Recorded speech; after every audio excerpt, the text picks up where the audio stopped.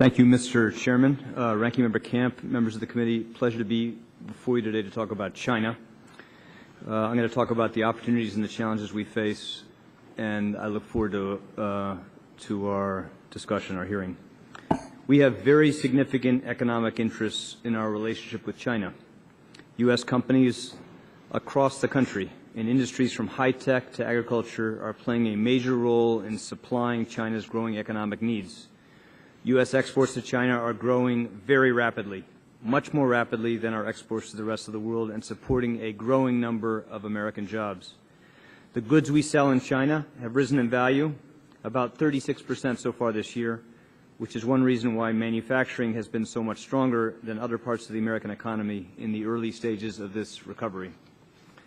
We also face substantial challenges in this relationship with China.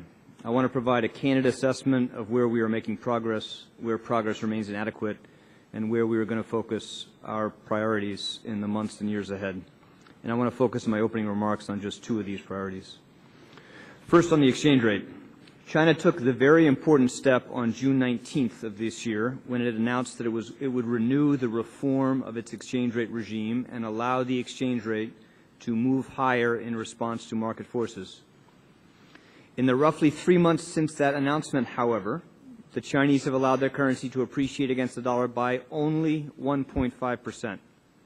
And the currency is actually depreciated against the weighted average of the currencies of its trading partners.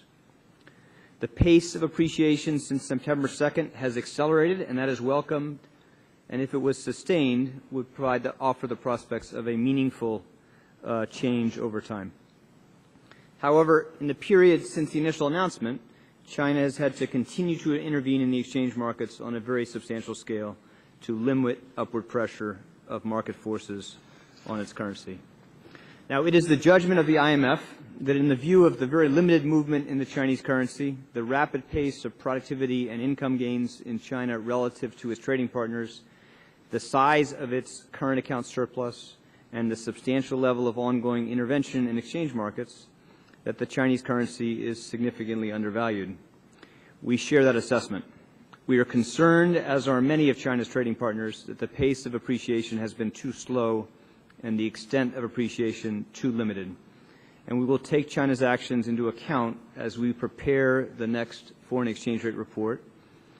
And we are examining the important question of what mix of tools available to the United States and multilateral approaches that might help encourage the Chinese authorities to move more quickly. Now, of course, the two key factors worth highlighting in evaluating progress are the pace and extent of appreciation in the exchange rate and the level of ongoing intervention in the exchange markets. As the Chinese exchange rate moves closer to a level that reflects underlying economic fundamentals, the level of intervention should decline. Continued heavy intervention, in contrast, would support the judgment that the currency remains undervalued. One point of history, during the last period in which the Chinese authorities allowed the currency to move higher, which was roughly between 2006 and 2008, it appreciated about 20% against the dollar and 13% on a real trade-weighted basis.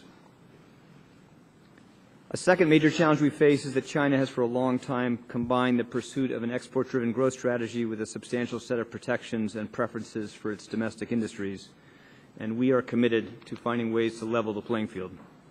It is a simple principle of fairness that American firms that compete in China's markets should have the same rights enjoyed by Chinese companies, just as Chinese firms compete on a level playing field with U.S. companies here in the United States.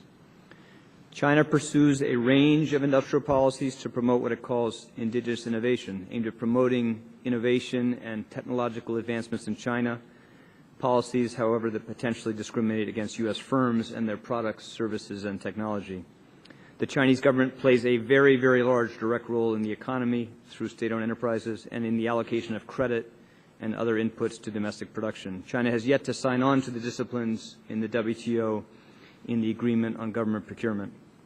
And even with recent improvements in Chinese law designed to protect intellectual property, piracy and theft of intellectual property is still widespread.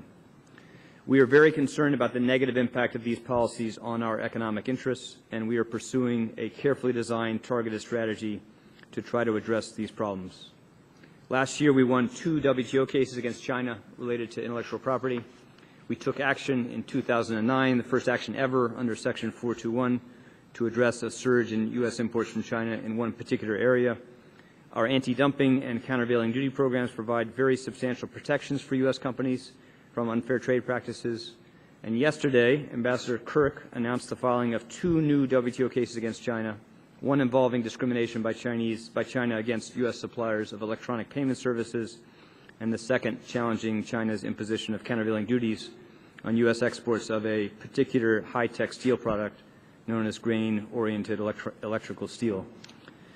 And we are now in the process of carefully reviewing the evidence presented in the Section 301 petition filed by the United Steelworkers Union challenging a wide range of Chinese policies in the renewable energy sector. We are also exploring ways to encourage a more substantial improvement in intellectual property protection in China, and we are pursuing these objectives at the highest levels of the U.S. government. Now, we have seen some progress, not just in the rapid rise in exports that I mentioned, and I want to point out that we very much welcome the recent assurances by the Chinese government, including President Wen's statement just this week, that China will commit to afford national treatment to U.S. companies operating in China. But we want to see that commitment to a level playing field applied more consistently in practice in China, and we want to see extended to U.S. exporters that sell to China from the United States. This is the basic premise of the multilateral trading system from which China has benefited so greatly.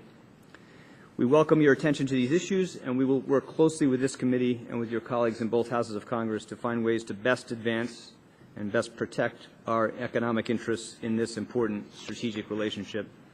We need a more balanced economic relationship with China. This is imperative for us, and it's important for China as well. Thank you very much.